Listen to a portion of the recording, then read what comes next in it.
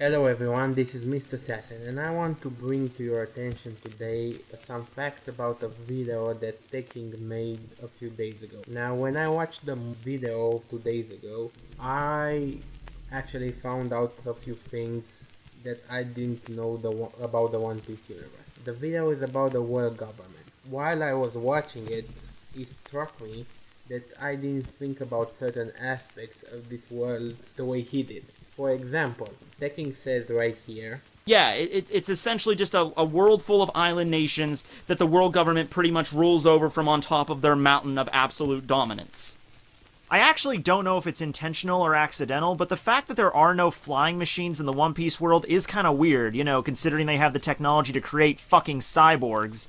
However, I will say, if flying machines or dirigibles or anything do get ever invented in the One Piece world, that is when the world government's really gonna have to start shaking in their boots. and until he actually said that, I didn't give it a second thought. I didn't even realize that there were no flying machines in a One Piece world, and flying is a big deal. So the fact that there are no flying machines in One Piece makes it very hard, as he said, to conquer the Holy Land and defeat the world nobles and the world government. But there is an actual machine that can fly. It flew all the way to the moon, and I'm talking about Ark Maximus, the ship that Enel built, and the ship that is being fueled with Enel's own power energy, with his own electricity.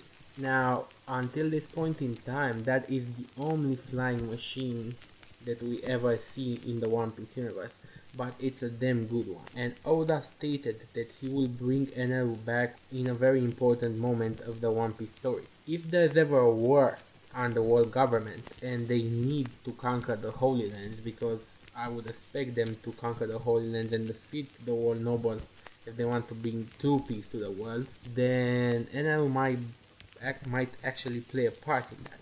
He not only has the ship, he has the army, because he made an army of dwarfs on the moon. We don't know much about them, but he has an army. Now, the thing is that Enel's ship is the only one that exists, and even if you were to build others, they couldn't power up, because Enel is the only one who can power them up. But then I thought of another thing.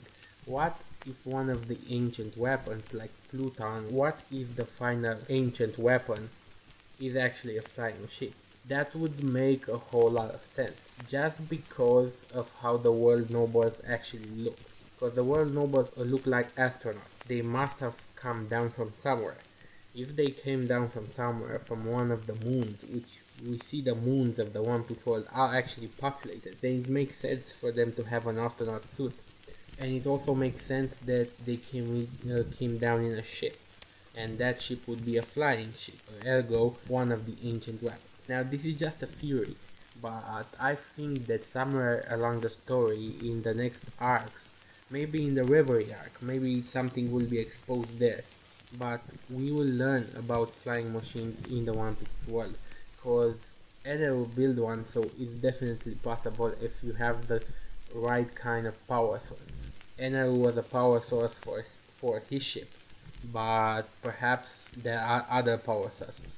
So just as a thought out there, I think the last war in One Piece will not only be fought on the sea and on the land, it will also be fought in the sky. So give me your thoughts on that, rate, comment, subscribe, and I'll see you guys next time. Have a nice day.